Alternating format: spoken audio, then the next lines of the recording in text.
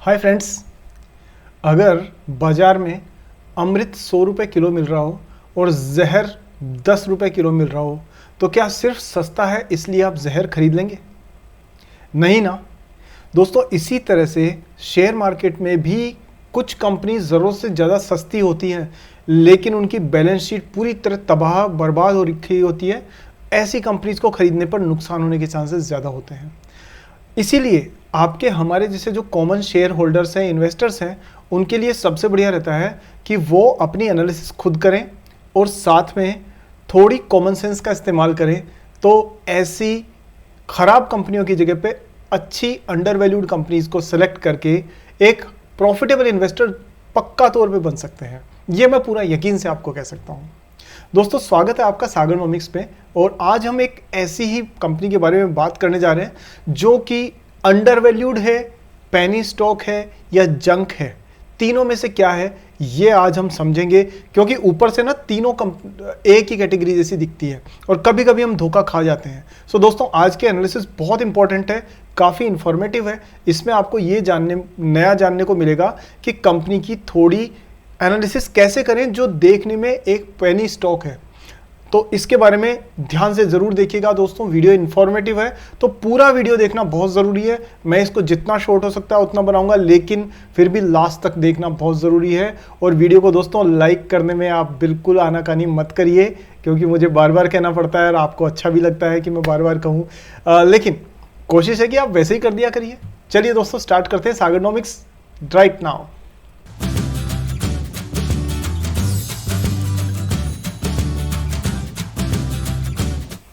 हम दोस्तों आज बात करने वाले हैं जेपी यानी जयप्रकाश पावर वेंचर्स की, जिसकी डिटेल्स आप अपने स्क्रीन पर देख रहे हैं। दोस्तों, 7.81 रुपये का ये स्टॉक है, मतलब जो भी अभी प्राइस चल रही है। तो ये पेनी स्टॉक तो निश्चित रूप से है, लेकिन क्या आपको पता है कि कोई टाइम था जब ये स्टॉक 50-70 से ऊपर ट्रेड करता था और ये darling of the stock market होता था कि सारे ट्रेडर्स इसी में ट्रेडिंग करना चाहते थे।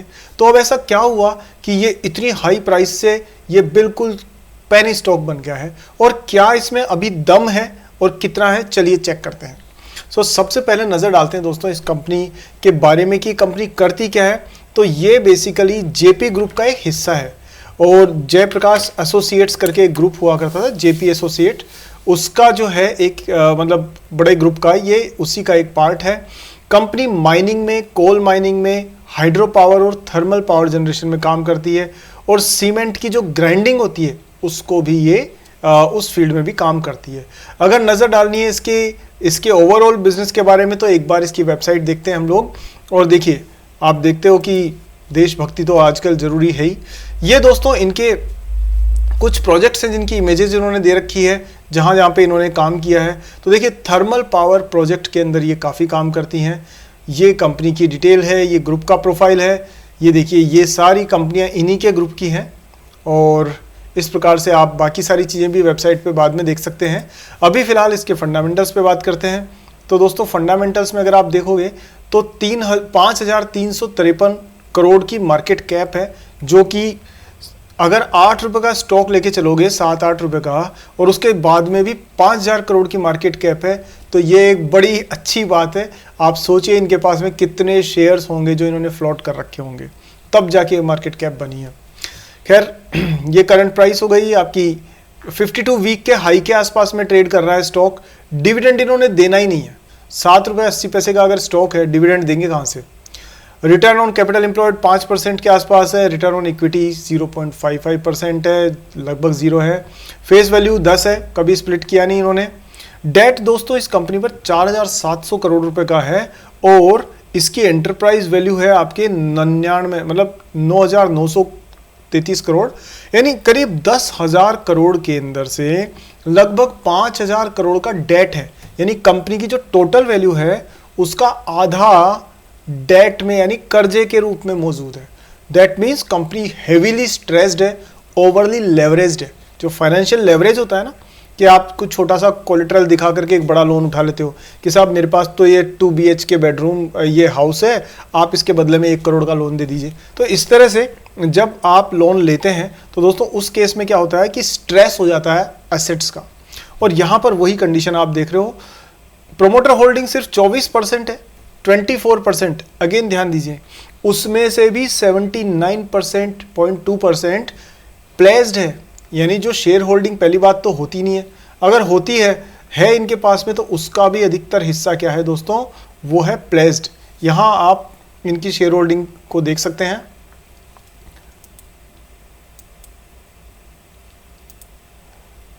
ये देखिए यहां ना, ये इनकी टोटल शेयर होल्डिंग है, जिसके अंदर आप देख सकते हैं कि इनके पास में 24% जो है वो शेयर होल्डर्स ये इनके प्रोमोटर हैं, लेकिन उसमें से 79% क्या है दोस्तों, ये इनकी प्लेस की हुई है।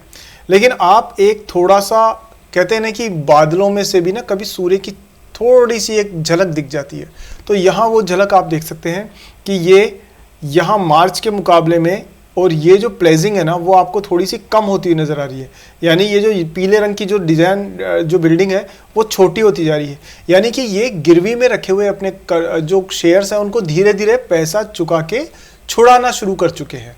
तो ये एक पॉजिटिव सिग्नल है, हालांकि फाइनेंशियल्स फिर भी ख़राब ही हैं। मैं तो कहूँगा कि थोड़ा सा ऐसे स्टॉक्स में ना हाथ डालने से पहले 100 बार सोचना चाहिए। और अगर फिर भी आपका इन्वेस्ट करने का मन होता है, रिस्क आप लेना चाहते हैं, तो दोस्तों ऐसे केसेस में ना मल्टीपल स्टॉक्स लें, मतलब इसी तरीके के बहुत सारे स्टॉक्स, ऐसे नहीं होता कि आलू भी डाल दिया, प्याज भी डाल दिया, टमाटर भी डाल दिया, खीरा भी डाल दिया, ककड़ी भी डाल दी, इस तरह से छोटे छोटे करके आप लें तो 10 में से 3 स्टॉक चल जाएंगे, 7 स्टॉक नहीं चलेंगे, हो सकता है 7 चल जाए 3 ना चले, ऐसा पोर्टफोलियो बनाया जा सकता है। पर पहले से मान के चलिए कि जो जंक स्टॉक्स हैं, जो पेनी स्टॉक्स हैं, उनमें अधिकतर में पिछली दिवाली के जो पटाखे बच जाते हैं, फुस हो जाते हैं ना, वैसा ही रिजल्ट मिलने के चांस ज़्यादा होते हैं। लेकिन कोई कोई ऐसे होते हैं जो ज़बरदस्त काम कर जाते हैं। मैं आपको सिर्फ इसलिए बता रहा हूँ ताकि आप अवेयर रहें इन चीज़ों को लेकर। तो ऐसे केसेस में आप थोड़ा सा केयरफुली रहें। यहाँ हम बात करें दोस्तों इसकी, अगर वैल्यू को देखने की कोशिश करते हैं तो इसमें आप देखिए प्राइस तो बिल्कुल ज़मीन पर ही है, और प्रॉफिट इनका थोड़ा थोड़ा आ रहा है, ज़्यादा दमदार नहीं है, बट कंपनी पर नज़र रखनी ज़रूरी है कि ये कितने टाइम में ग्रो कर पाएगी कंपनी। सो आई थिंक इसको क्लोजली मॉनिटर करना बहुत ज़रूरी है। अब बात करते हैं दोस्तों इसके जो इंडस्ट्री में, अगर आप देखोगे तो ये सबसे नीचे 8वें पायदान पर हैं, और सबसे पहले पायदान पे एनटीपीसी हैं, और उसके बाद पावर ग्रिड है, अडानी है, अडानी सारे अडानीज, फिर Tata power, JSW, and last में आती है जेपी पावर। तो सबसे नीचे है डेट टू इक्विटी रेशियो, ये 0.46 बता रहे हैं, जो औरों से कम है, बट मुझे इस पर थोड़ा सा डाउट है, चेक करना पड़ेगा डिटेल्स को। दूसरा ये है कि प्रोमोटर होल्डिंग कुछ है ही नहीं, और बाकी डिटेल्स हम लोग देख चुके हैं। ओवरऑल अगर आप देखोगे तो इस कंपनी में कुछ ज़्यादा आपको बड़ा अच्छा ग्रो कुछ नज़र आ नहीं रहा है, लेकिन पिछले 3 महीनों में आप देखोगे तो यहाँ पर सेल्स सिर्फ 3 साल में आप देखोगे तो सेल्स जो है वो 21% से ग्रो हुई है, जबकि प्रॉफिट 27% से, और शेयर प्राइस 38% से। तो मतलब सेल्स के मुकाबले में प्रॉफिट थोड़ा सा ज़्यादा अच्छा ग्रो कर रहा है, और प्राइस उससे ज़्यादा तेज़ी से बढ़ रही है। तो इसका मतलब लोगों की नज़र तो है, जो स्पेकुलेटर है ना मार्केट में, वो ऐसी कंपनी में नज़र तो रखते हैं।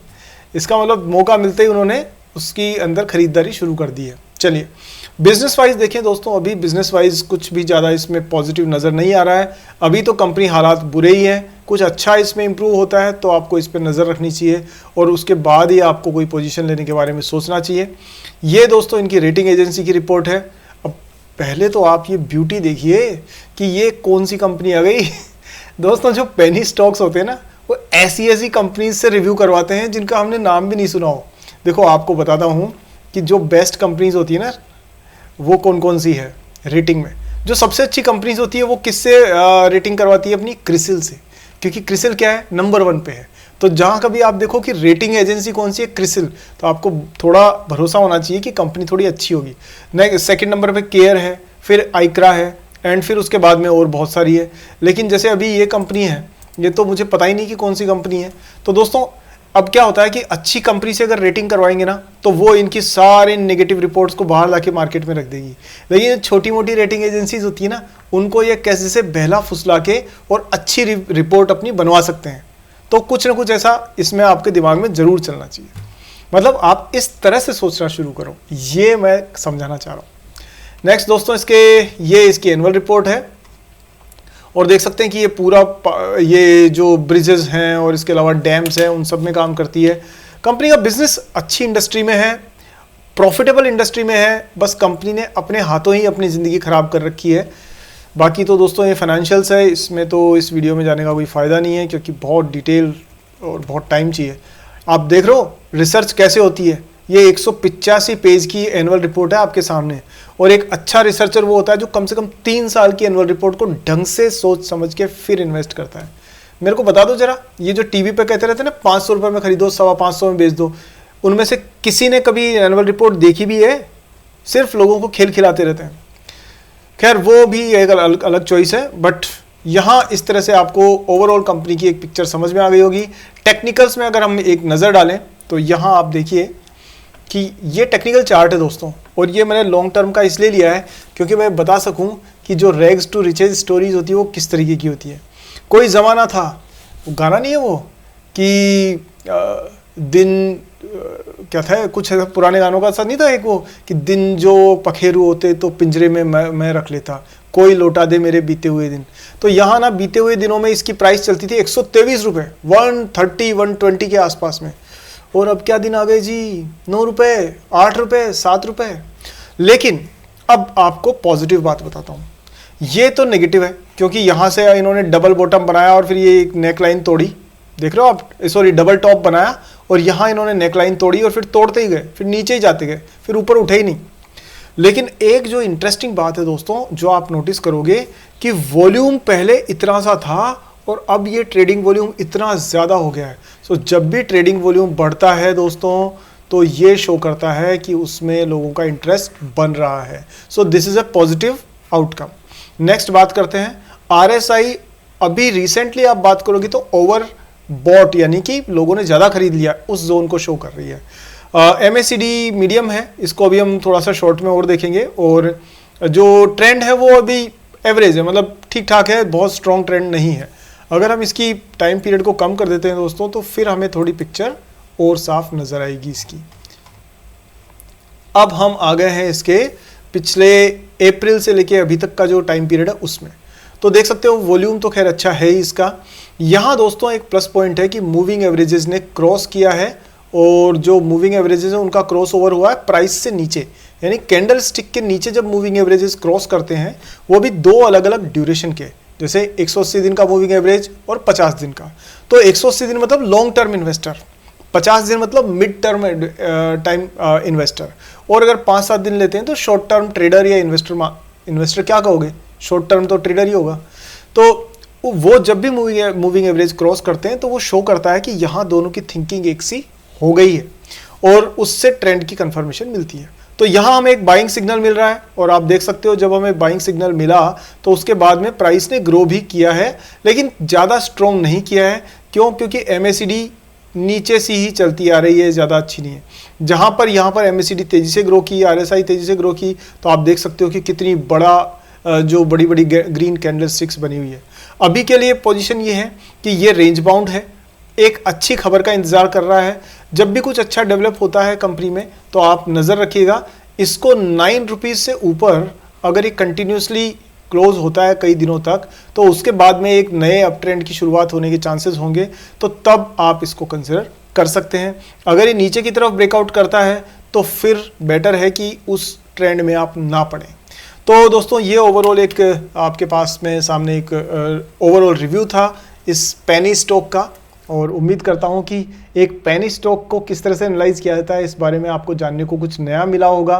खासतौर पे ध्यान रखिए, कंपनी का डेट सबसे बड़ी समस्याओं में से एक है। जितना कर्जा होगा उतनी ही कंपनी के प्रॉफिट पे प्रेशर रहेगा। सो इस फैक्टर को कभी भी इग्नोर मत करिएगा। बाकी उम्मीद करता हूँ आपने कुछ नया सीखा होगा इस वीडियो में। अगर हाँ तो कमेंट सेक्शन में लिख के बताइए। चैनल सब्सक्राइब नहीं किया है तो दोस्तों अभी करिए, और बेल आइकन को ऑन करना मत भूलना। और दोस्तों वीडियो लाइक करना तो एटलीस्ट मैं एक्सपेक्ट कर ही सकता हूं, तो तुरंत लाइक करिए इसे, और अपने सारे दोस्तों के साथ में इसको शेयर जरूर करिएगा। दोस्तों इस वीडियो में आपने क्या नया सीखा, क्या अच्छा लगा, मुझे कमेंट्स में बताइए। आपके कमेंट्स का इंतज़ार रहेगा। मिलते हैं दोस्तों एक नए वीडियो में जल्दी ही, तब तक के लिए जय हिंद।